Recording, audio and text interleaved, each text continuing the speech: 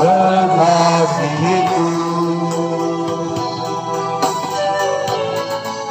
kau memilikiku,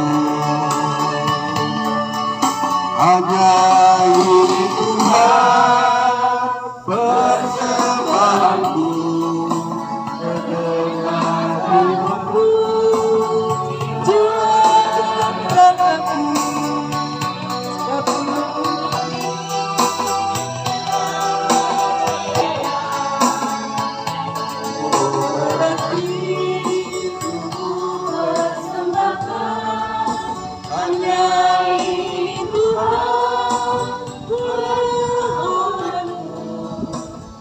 ibadah syukur penamatan SMP Negeri 4 Salu Putih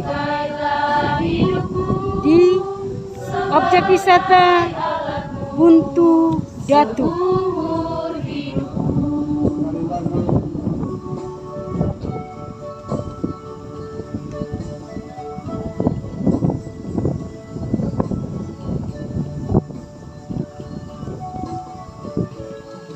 Inilah peserta didik yang tamat pada tahun pelajaran tahun 2021 tahun 2022. Ibadah ucapan syukur dilaksanakan di objek wisata Buntu Datu.